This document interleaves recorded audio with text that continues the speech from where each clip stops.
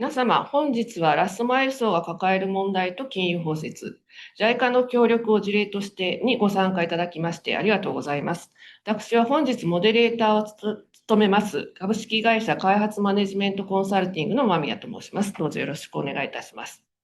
気候変動や紛争、拡大する所得格差、デジタルデバイドが顕在化する中、貧困層や女性、移民など、様々なサービスや支援が行き届きにくい、いわゆるラストマイル層は多様なリスクに見舞われています。そうした中、金融包摂はこのようなラストマイル層のレジリエンスの強化やウェルビーイングの向上にどう貢献できるのでしょうか。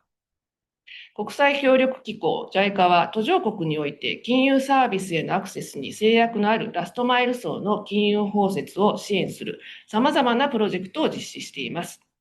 本日は JICA の金融包摂プロジェクトに携わられているパネリストをお迎えし、プロジェクトの内容をお伺いするとともに、ラストマイル層の金融包摂の難しさや、それをどう乗り越えていけるのかを考えていきたいと思います。パネリストをご紹介いたします。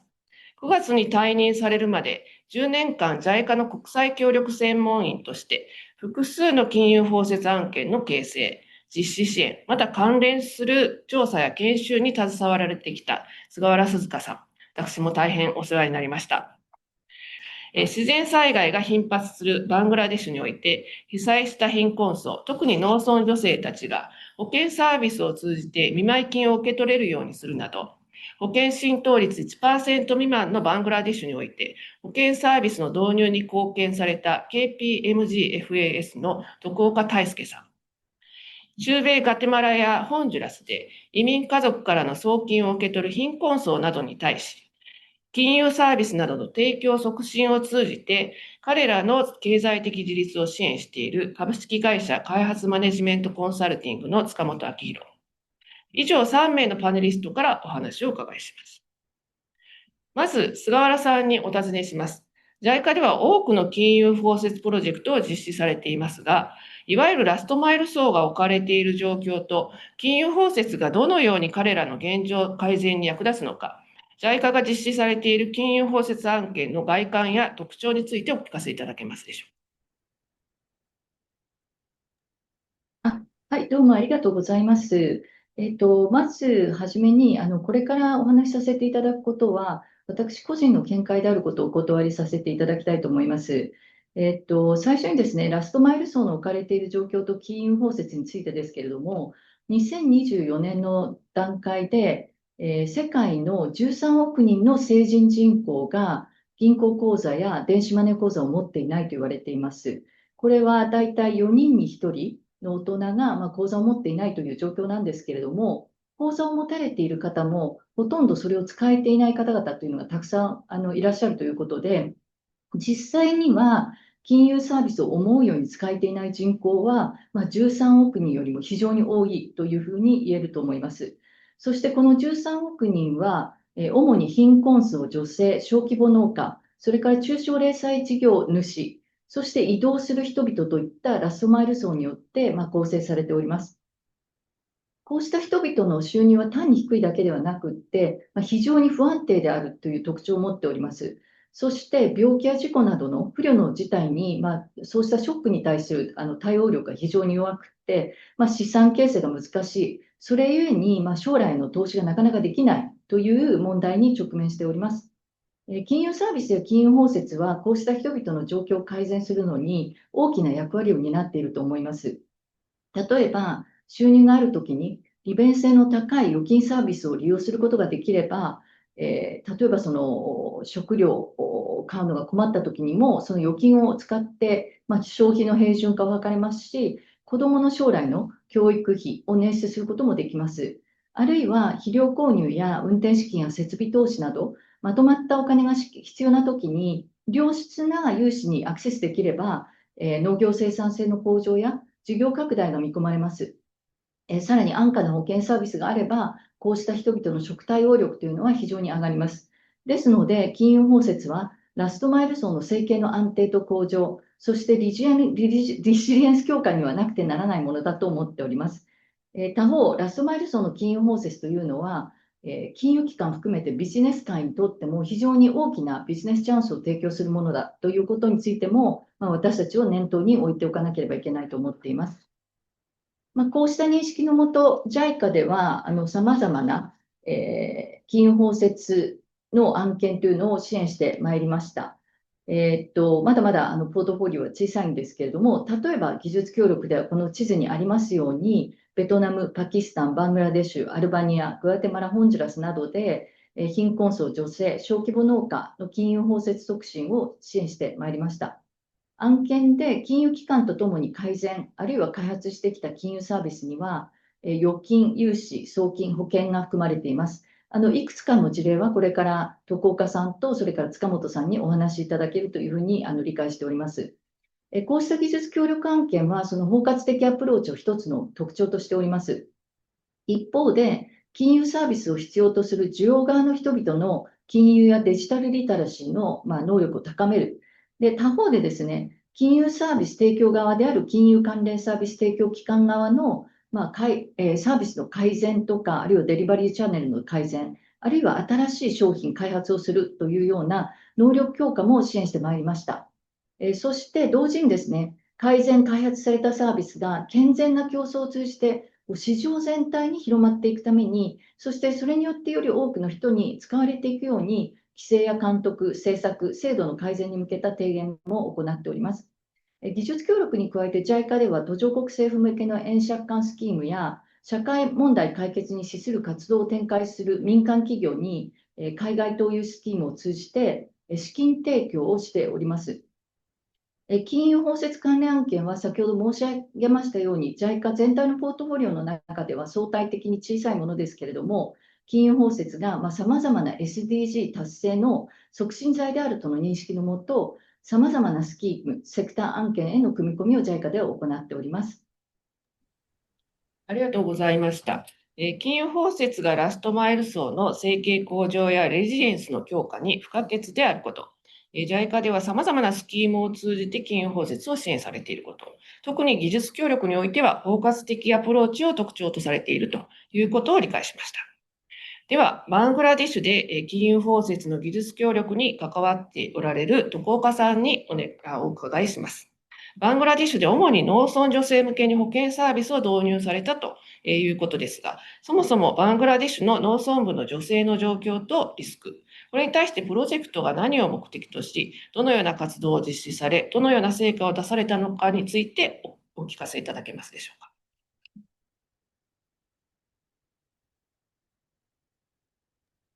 はい、それでは私の方からですね、バングラデシュにおける、金融包摂プロジェクトの紹介をさせていただきます。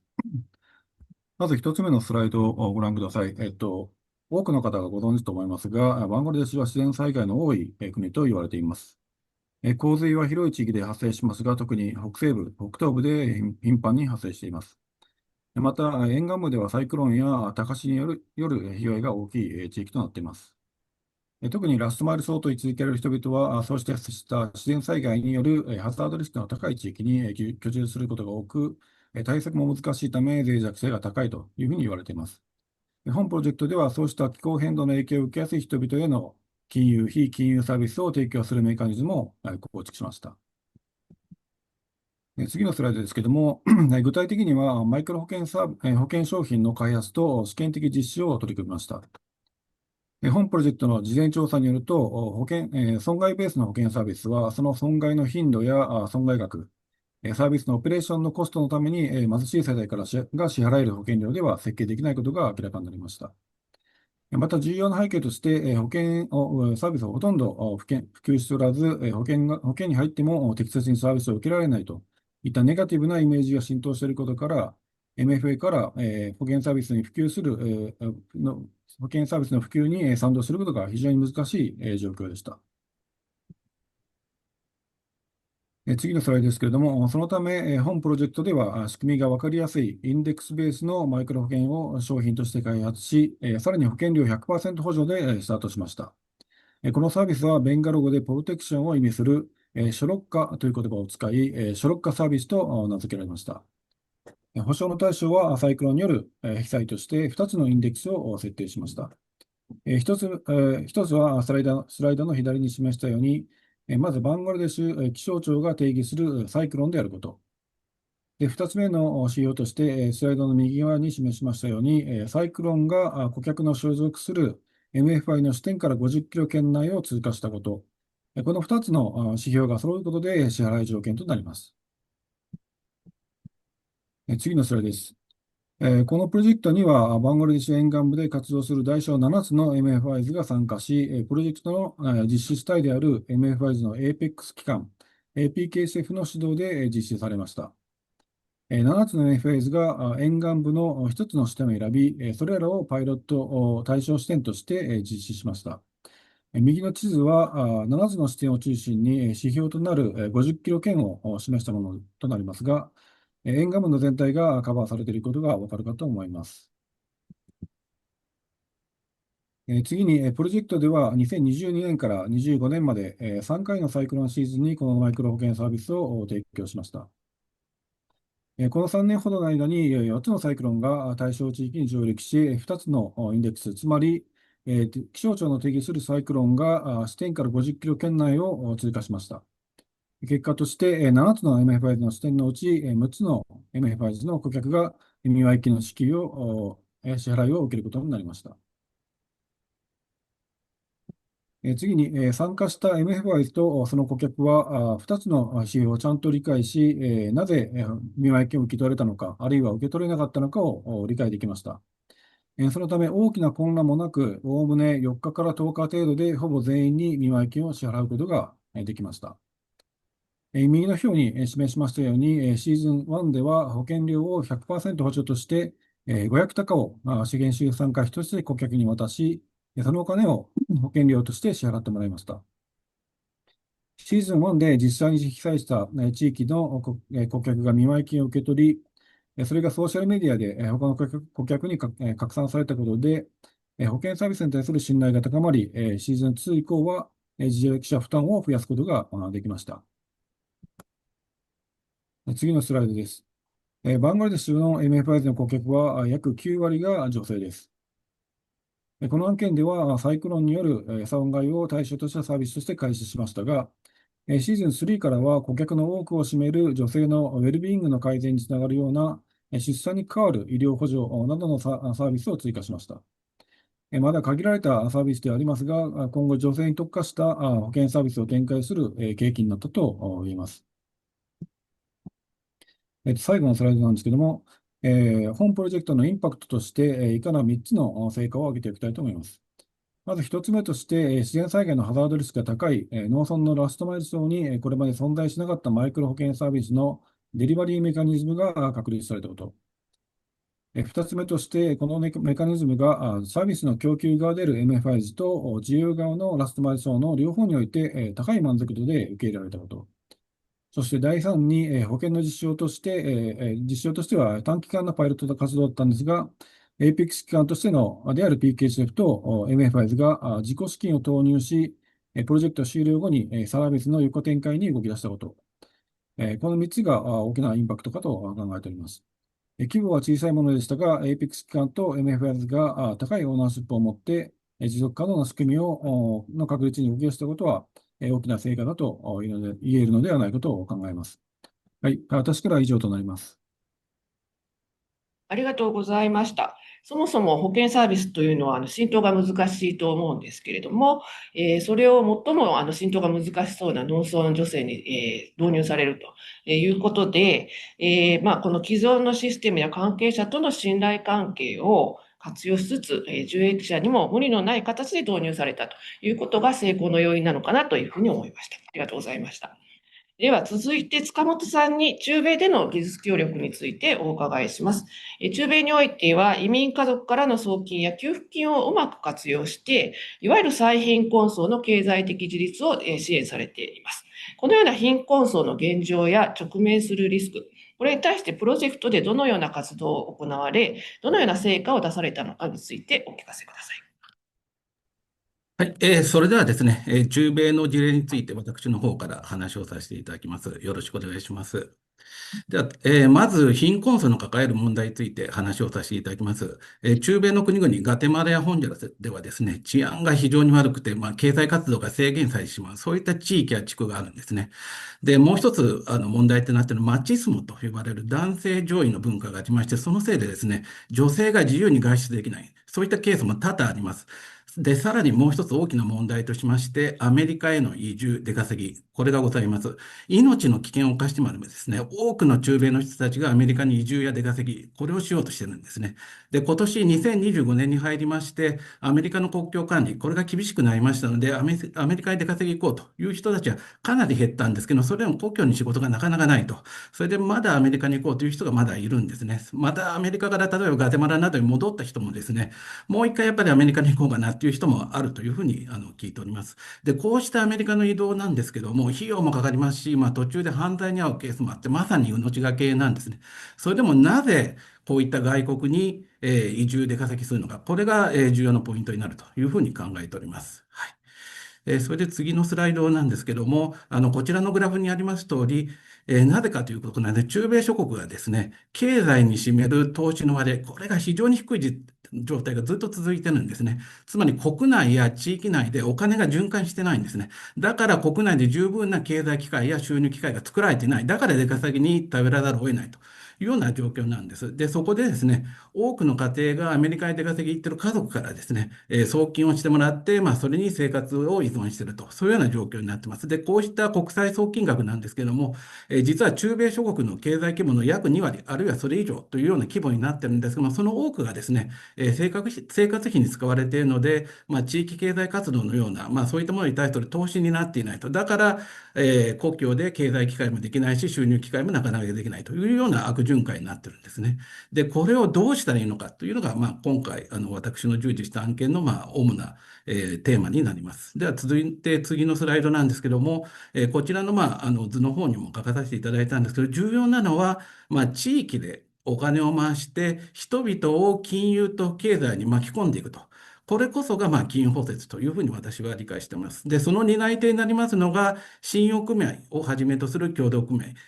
こちらのイラストにも書いたんですけども、信用組合というのはその地域に根ざした金融機関ですので、地域内の資金循環ですとか、経済活動、これを生み出すことができるんですね。で、私たち、どんなことをやってきたかということを、そちらの、もう一つのグラフに書いたんですけども、信用組合、この能力の強化を通じて家計の改善ですとか、小規模ビジネスの支援ですとか、そういうものを行いまして、移住の抑制や、ジェンダー格差のですね、これを進めたということになります。はい。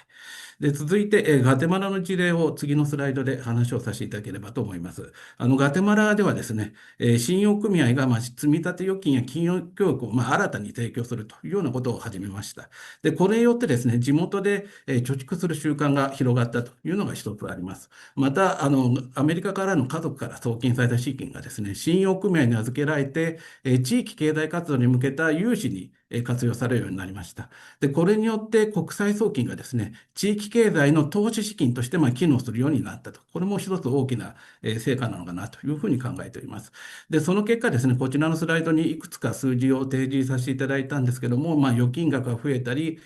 参加者の世帯収入が増えたりというようなことが、そういった効果が発現しました。続いて、次のスライドでですね、ホンジュラスの事例をお話をさせていただきたいと思います。ホンジュラスではですね、政府給付金という、貧困層に対する給付金なんですけども、その対象である世帯に対する、経済的自立支援というのを行いました。ここでもですね、信用組合などの金融機関が、中心的な役割を果たしまして、こうした信用組合の、参加のおかげで、いろいろなその金融教育ですとか、様々な取り組みが行われました。それとともにですね、全国で約4万人以上に、小規模ビジネス向けの、マイクロクレジットも提供されたと、これも一つ大きな成果になるのかなというふうに考えております。はい。じゃあ続いて最後の、スライドなんですけども、協同組合、いろいろ話したんですけど、この協同組合、地元の人による地元の人のための組織なんですね。だから、協同組合が積立預金のような金融サービスを始めたり、金融教育ですとか、職業訓練、こういったものに取り組んだりするようになりますと、地域の人たちっていうのはですね、失業ですとか病気などの緊急時、こういう時でも、いざっていう時に協同組合が助けてくれるんだというような安心感を得ることができるんですね。で、協同組合はもともとその地域の人たちの寄り合い、そういった組織なので、そうした強みがあるわけなんですよね。ですから、協同組合を通じた金融包摂っていうのは、地域のレジリエンスとウェルビーイング、これを高める柱だというふうに考えております。つまり、困難に直面しても、持続的に地域で活動して、安心して暮らせる、そういった環境を作り出すことができると。これが今回、中米で協力した、学びなのかなというふうに考えております。はい。私からは以上です。ありがとうございました。地域の金融機関の能力強化を図ることが地域経済の活性化や移民の抑制につながるなど、好循環を生むというお話でした。地域密着型の活動ですと、持続的ですし、レジリエンスの強化やウェルビーイングの向上につながるというのも大変納得感があります。それぞれのプロジェクトのご紹介ありがとうございました。金融包摂といっても、対象や活動も多様で、それぞれに異なる難しさがあると思います。それぞれのお立場で、金融包摂の難しさとは何でしょうか。その難しさを克服し、促進に欠かせない要素とは何だとお考えでしょうか。まずは塚本さん、徳岡さんからプロジェクトのご経験を踏まえた、難しさをお伺いし、その後、菅原さんから金融包摂支援全体の観点で、お話をいただければと思います。では、塚本さん、お願いいたします。はい。金融包摂の難しさ、大きく分けてですね、2つあるのかなというふうに考えております。1つは金融機関側の課題、そしてもう1つは利用者側の課題ですね。で、まず、金融機関側の課題についてお話をさせていただきます。私の関わった協力事業では、主に申し上げた通り、信用組合と連携して活動してまいりました。で、本日の場合はですね、信用組合に対する政府の規制監督が厳しくてですね、そのおかげで、信用組合の財務的な安定性は高いと。ただ、新たな金融サービスの提供という面では課題があったのかなというふうに考えております。で、逆にガテマラの場合はですね、規制が緩やかなんですね。そうしたためにですね、信用組合の財務的な安定性に課題があったと。ですから、住民が安心して利用できるようにするためには、信用組合の経営の強化、これが一つ重要なテーマだったということがあります。このためですね、ガテマラの場合は、信用組合の経営力、これを高めるための融資の管理の研修ですとか、金融業務設計の研修、こういったものを行って、信用組合組織の基盤強化、これに取り込むことを実施しだしました。次に利用者側の課題なんですけども、先ほども申し上げた通り、中米諸国、特にガテマラはなんですけども、マッチスモと呼ばれる男性上位の文化が残念ながらありまして、それでですね、女性が自由に家から外出することすら難しいというようなケースも多々ありました。で、こうした状況ではですね、女性の金融包摂を進めることが難しくなってしまうんですよね。ですから、どうしたかと言いますと、ガテマラの先住民社会ではですね、女性が市場、市場で商売することは一般的なんですね。ですから、家族もですね、女性が職業訓練に参加するよということであれば、理解を示す、そういった傾向がありました。ですから、この点を突破口としまして、協同組合による女性向けの職業訓練の、提供というのを進めて、女性がですね、信用組合に参加していくと。それに対して、家族の理解が深められるように、そういったことを実施いたしました。で、さらに協同組合側もですね、家庭内暴力の予防のための啓発活動ですとか、あるいはその女性が使いやすいような金融商品の開発、提供、こういったものを通じて、女性の参加を後押しするということをしたわけですね。このようにですね、金融包摂を進めるためには、金融機関側の強化と、利用者側のその文化的な、社会的な障壁への対応、この2つが、重要なのかなというふうに考えています。それぞれの地域、立場に応じたきめ細やかな、アプローチ、これが欠かせないのかなというふうに感じている次第です。はい、私からは以上です。ありがとうございました。供給側と需要側、それぞれの課題についてお話しいただきました。それでは、徳岡さん、バングラデシュの方では、の難しさというのはどういうふうになりますでしょうか。よろしくお願いします。はい、私の方からですね、特に私のバングラデシュのケースの場合は、マイクロ保険の難しさということで、話をさせていただきます。マイクロ保険の導入に残された課題として、大きく、次に4つの点が明らかになってきました。一つは、インデックスベースの保険につきものなんですけども、ベーシスリスクと呼ばれる問題があります。これは簡単に言うと、損害と保証のギャップを指します。つまり、インデックス保険は実損ベースの保証ではないため、支払われた保険金が実際の損害とは一致しません。保険の仕組みとして、それ自体が問題なわけなんですが、そのギャップによって起こり得る顧客側の満足度の低下も懸念されます。通常、できるだけ実損に近い支払いになるようにデザインするものなんですが、バングラデシュにおいては、現段階でもそれが難しいため、見舞金として一律に支払うという方法をとっています。2つ目の課題が、再保険の不在です。生命保険と違いまして、損害保険というのは予想がつかない大規模な災害に見舞われる可能性があります。そうした時の支払い額を想定して、再保険をかける必要があるんですが、今のところそういった仕組みが整備されていません。そのために、資金の利用には慎重にならざるを得ないという状況があります。3つ目に、法制度の問題があります。MFI は今のところ保険サービスを提供するための認可を受けていません。パイロットサービスを本格的なサービスとして提供する場合は、サービスをこの法制度の枠組みに合わせるか、あるいは法制度を実態に合わせて改正するという必要があります。そのためには、今後、マイクロファイナンスと、保険サービスの両規制監督機関が対応しまして、ソリューションを提供する必要が出てきます。そして最後にですね、これはマイクロ保険サービスを横展開していく上で、喫緊の課題となっているんですが、今後、保険サービスを改善したり、新たに開発するための必要なデータの蓄積や管理体制の確立が求められています。新たにラストマイル層を対象としたサービスをデザインするときには、信頼できるデータを得ることが難しい場合が多いかと思います。そうした状況下で、顧客のニーズを把握して、外部的健全性を担保しつつ、MFI が掲げる社会的ミッションを達成できる商品を開発するのは非常に困難だと考えています。本プロジェクトでは派遣された専門家と MFI の豊富な知見を活用して、手探りで商品開発を行いました。長年の経験に基づく商品開発というのも、一つのアプローチではあるんですけれども、外部を含めたより多くの資源を動員しようとした場合は、より説得力のあるデータに基づいた提案が求められるかと思います。本プロジェクトでは実現できなかったんですが、各 MFI が個別に管理している顧客データを一つのデータベースに統合し、それらの情報をタイムリーに更新、分析する仕組みを作ることが今後必要になってくるのではないかなというふうに考えています。私からは以上となります。ありがとうございました。マイクロ保険を導入するにあたってのチャレンジの大きさというのが分かりました。ありがとうございました。では、菅原さんの方から、金融包摂セクター全体の課題についてお話しいただけますでしょうか。よろしくお願いします。はい、どうもありがとうございます。もうすでに塚本さん、それから徳岡さんから、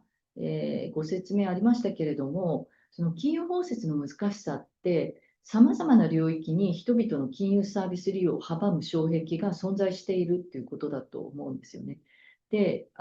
すから、その部分的な介入だけで、なかなか金融システムから排除されているラストマイル層の抱える問題を解決するっていうのが難しいというところではないかと思っています。で、ここの図にもあるんですけれども、例えば女性の金融包摂を考えたときにも、この丸1のディマンドサイド、つまり金融サービスを必要とする女性側にも問題がある。例えばそれは身分証明書を持っていないですとか、あるいは金融とかデジタルリテラシーが男性に比べて低いですとか、そういう能力的な問題もあると思います。それから丸2のサプライサイド、金融サービスを提供する側の方にも、例えば金融機関の中にですね、女性スタッフが少ないですとか、あるいは女性スタッフがいても経営層には女性が少ないということで、なかなかその女性の視点から、課題の特定ですとか、女性のニーズっていうのを把握するっていうのが難しい状況になっているということもあると思います。それから3番目として、規制、監督、政策、あるいは制度というものの中にも、いわゆるジェンダーブラインド、中立的な政策というのが実は女性にとっては不利に働いているっていう場面も多々ありまして、そうしたところにも女性が金融サービスを十分に利用できないネックというものが存在しているかと思います。そして最後は、こちらも塚本さんのお話にもありましたけれども、社会規範とか価値観というものが、この丸1、丸2、丸3、すべてに影響しているということです。男尊女卑的な考え方とか価値観っていうのは、無意識のうちにこう日常の生活の中にいろんな場面で入り込んできておりますので、例えばそれが女性が支店に行く、障害になっている、移動の制限につながっているですとか、あるいは女性がスマホを持ったりとか、自分名義の口座を持つことを、社会としてなかなかこう受け入れられないというような、社会規範があったりします。で、そうしたものが全てにこう影響してきてしまっているということで、この4つの領域全てにいろんな課題があって、それがこう複雑に絡み合っているっていうところが難しいところかなと思っています。で、このような状況の中、金融包摂を進めるために不可欠な要素ってたくさんあると思うんですけれども、私はそのいくつか念頭に置くべき要素として、エコーはこだまとここに書いてありますけれども、その日本語のキャッチフレーズを研修などでお伝えしてきました。で、エコーはこだまのエコは金融エコシステム全体への視座というところで、もう先ほど前のスライドでご説明した通りです。金融包摂を阻む障壁が金融エコシステムのどこにどのように存在しているのかを、全体的に把握する視点というのが非常に重要になると思います。それからエコーはこだまのコとダは顧客中心主義とダブルボトムラインを示しており、ラストマイル層の金融教育などの能力強化のみならず、皆さんからも指摘がありましたけれども、金融サービス提供側に働きかける重要性と、その働きかけの性質や方向性を示したものになります。で、顧客中心主義は、マーケティングでよく使われる言葉ですけれども、ターゲットセグメントの顧客の状況、ニーズ、行っていること、また望んでいることを解像度高く理解する。そして顧客起点で商品開発、価格設定、デリバリー、コミュニケーションチャンネルを検討していく、そうした重要性を示しております。で、ダブルボトムラインの方ももうすでにご指摘ありましたけれども、金融機関がラストマイル層を顧客としてビジネス展開する際に、社会的ミッション、貧困削減であったり、ジェンダー平等であったりということですね。そちらの達成と、ラストマイル層が必要とするサービスが持続的にちゃんと市場から提供されていくように、金融機関の財務健全性の担保、この両方を念頭に置く重要性を示しております。また近年は、気候変動対策や生物多様性保全がますます重要になってきておりますので、こうしたグリーン要素も加えたトリプルボトムラインの必要性も叫ばれております。最後にエコーはこだまのマはマーケットシステムアプローチを示しておりますけれども、こちらは金融包摂支援が、むやみに市場を乱すことがないようにする。そして健全な競争のもとにラストマイル層が利用可能な金融サービスが市場に広まっていくような支援をすることの重要性を示しております。JICA の技術協力は、こうした要素を念頭に形成実施されてきておりますけれども、今後もこのエコーはこだまというものは非常に重要だというふうに認識しております。私からは以上になります。ありがとうございました。金融包摂に、なぜ包括的アプローチが重要かということがよく分かりました。それでは次の問いなんですけれども、今度は今後の金融包摂支援についてお尋ねしたいと思います。ご説明があったようなラストマイル層が置かれている現状、また、テクノロジーの進化等を念頭に、これからの金融包摂案件に求められるものとは何でしょうか。可能でしたら、テーマでもあります、受益者のレジリエンスやウェルビーイングの観点を含めていただけるとありがたいです。こちらもですね、プロジェクトでのお話ということで、まず徳岡さん、それから塚本さんのお話を伺い、それから菅原さんに全体的なお話をいただければと思います。よろしくお願いします。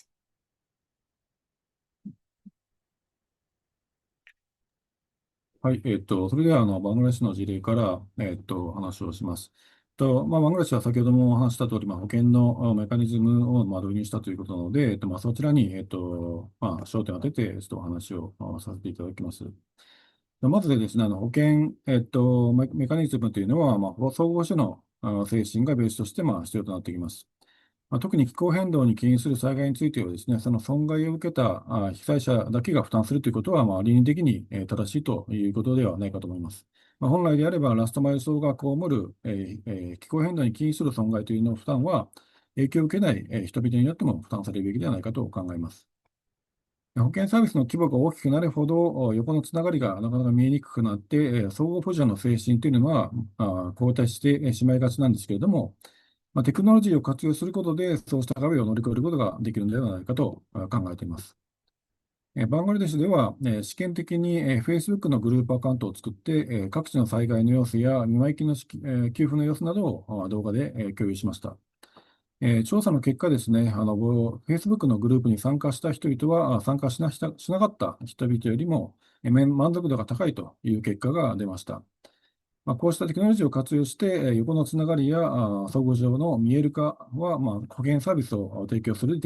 上で、有効な手段になるのではないかというふうに考えています。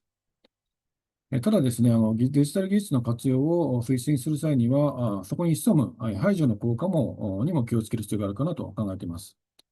バングラデシュにおいては、携帯電話やスマートフォンが急激に普及していますが、本プロジェクトでは、男女間のデジタルディバイドの問題も明らかになってきました。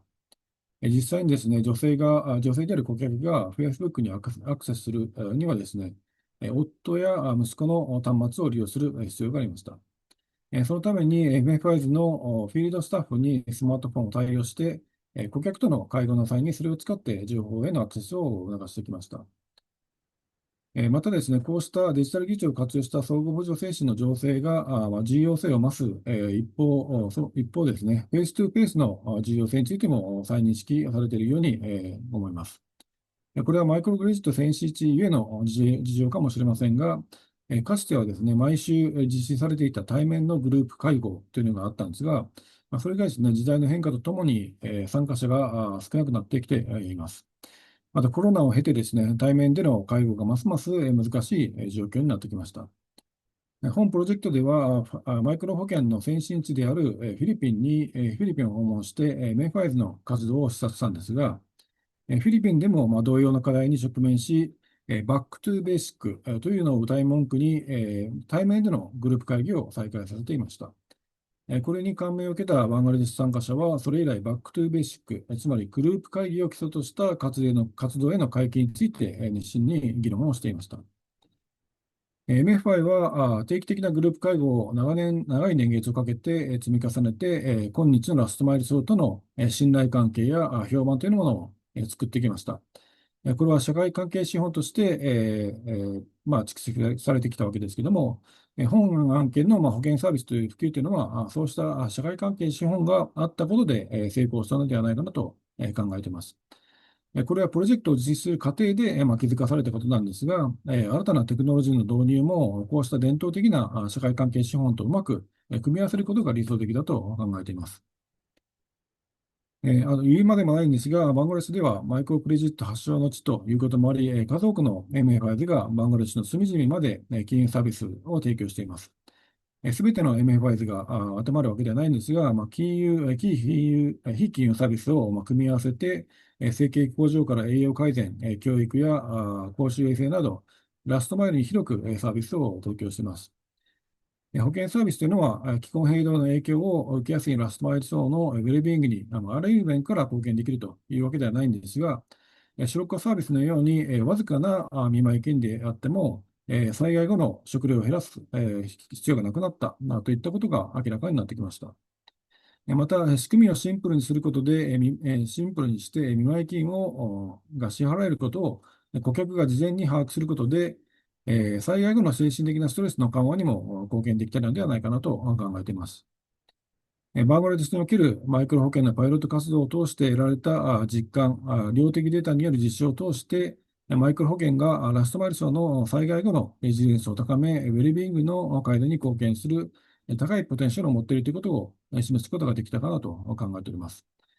金融包摂の中でもマイクロ保険という分野はまだまだ蓄積が少ないと思いますが、今後こうした事例を積み重ねて、学びを教育していくことが重要と考えております。私からは以上となります。ありがとうございました。保険サービスを浸透させる上での相互扶助精神の重要性、ここにそのデジタル技術を活用するという、非常に面白い観点だと思いました。それでは続きまして、塚本さん、お願いいたします。はい。そうですね。今、徳岡さんがお話しされたことともかなり関係すると思うんですけども、これからの金融包摂、これからの金融包摂には、デジタルと人のつながり、この両方が大切になるんじゃないかなというふうに考えております。中米諸国、ガテマラなどの中米諸国では、ケニアなどのアフリカ諸国と比べてですね、実はあまりモバイル金融が普及してないんですね。で、その理由の一つとして、中米の人たちが金融サービスをあまり信用できないというような感じになっているということが影響しているのかなというふうに考えています。ですから、こういった金融包摂を今後進めていくというところで、やはり信用、信頼、これがとても重要になってくるのかなというふうに考えています。で、特に移民を考える人たちですとか、女性などのそのラストマイル層ですね。その人たちの生活や気持ち、これに合ったサービスをいかに提供するのかというのが重要になってくるのかなというふうに考えています。で、ここでまず重要になってくるのは、ウェルビーイング、つまり心と体の健康ですとか、安心感といったものになるかと思います。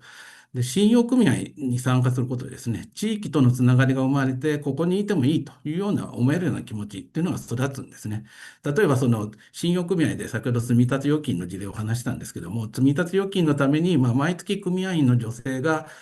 信用組合の窓口に通ってくると。そうすると、信用組合の職員とも、自然に挨拶があって、交流が出てくると。で、こんな小さなやり取りがですね、やはり安心感が出てきて、それが信頼につながっていくということが言えるかと思います。で、実際、私どもの、従事した案件ではですね、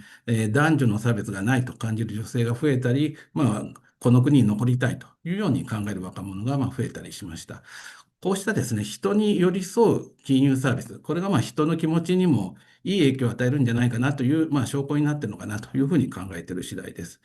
そしてもう一つ、重要なのはレジリエンス、つまり困難に負けない力ですね。で、信用組合がその貯金ですとか、送金のサービスを提供することで、家族のお金を守ったり、少しずつその資産を形成したり、こういったのができるようになるんですね。で、また、その信用組合が、職業訓練ですとか、金融教育、これを提供することで、組合員の人たちっていうのは、収入を増やすチャンス、これが広がるわけなんですよね。で、こうしたことによって、仮に困難があっても、アメリカなんかに出稼ぎせずにですね、地域で暮らし続けることができるということが、実現していくということになるかと思います。で、未来のその金融法制でもちろんそのデジタル技術っていうのは重要だと思うんですけども、それだけでは足りないのかなというふうに考えております。例えば、信用組合のサービスを、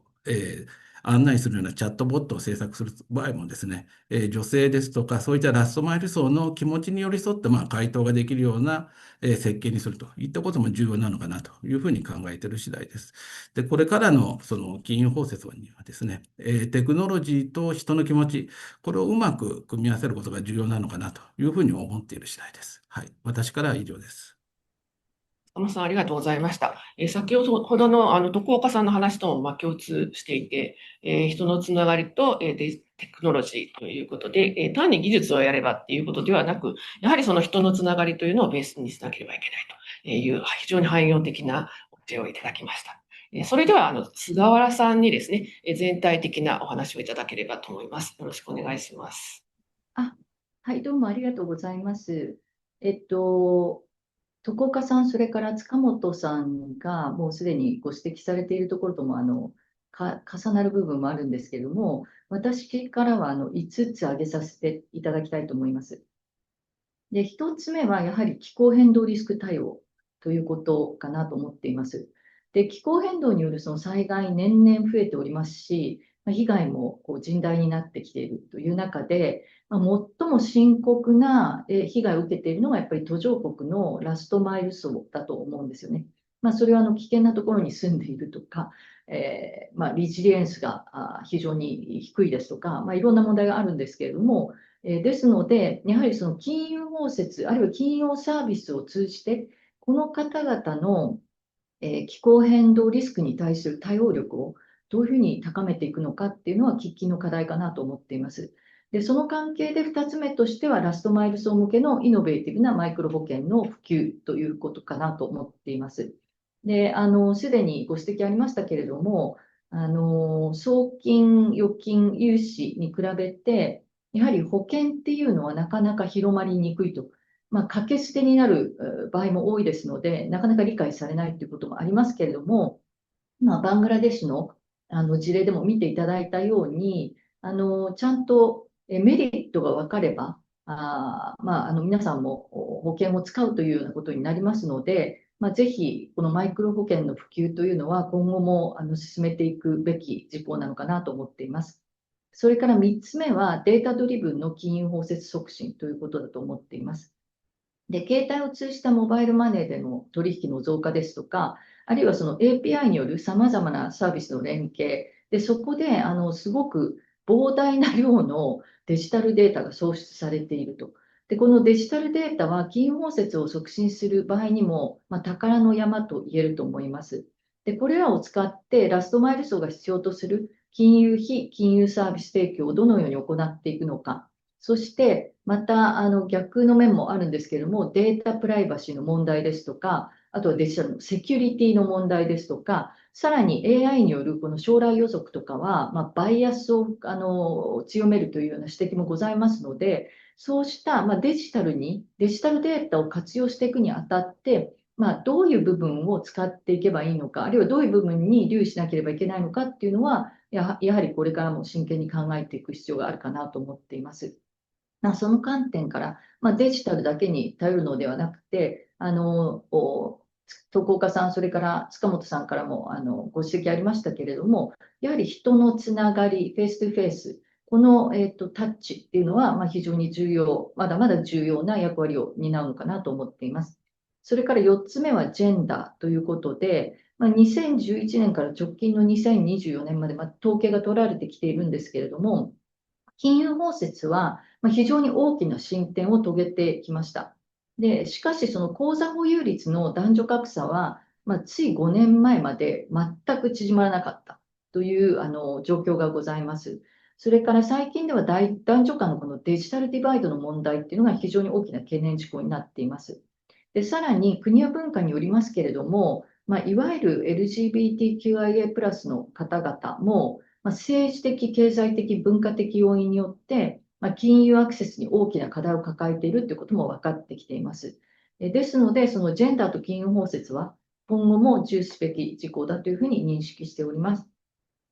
最後に、さまざまな組織や機関の連携や協働の重要性を挙げておきたいと思います。で、金融包摂促進に向けては、個々の機関の取り組みも重要なんですけれども、やはりそのインパクト創出に向けては、官民のさまざまなプレイヤー、それからドナー、銀行などの従来型の金融サービス提供者に加えて、フィンテックなどの新しいプレイヤー、さらには投資家が、ラストマイル層の金融包摂促進に向け、共同体制を作っていくことが非常に重要だと思っています。そうした意味で、今回のようなファイナンシャルインクルージョンウィークのような、このネットワークの機会ですとか、知見の共有というもの、それからこれがまたマッチングにもつながってい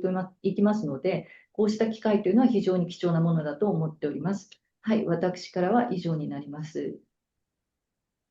ありがとうございました。金融包摂支援について非常に大きなですね、方向性を示していただけたと思います。本日はラストマイル層の抱える問題にどのように金融包摂が貢献できるのかをパネリストの皆さんと考えていきました。金融包摂はラストマイル層のレジリエンスの強化やウェルビーイングの向上に大きな役割を果たせるということが分かりました。金融包摂の支援は災害復興や移民抑制といったような大きな課題にも貢献できる可能性があります。他方、金融包摂は単にお金を回すということではなく、ラストマイル層のニーズや人々の信頼関係に裏打ちされたものでなければ効果が出ないこと。大きな成果を上げるためには部分的な介入ではなく、エコーは小玉に含まれるような包括的な要素、全体への視座が重要であるということが分かりました。より多くのアクターが関与することで大きなインパクトを生む可能性があります。本日のお話がより多くの方に金融包摂に関心を持っていただくきっかけとなれば幸いです。どうもありがとうございました。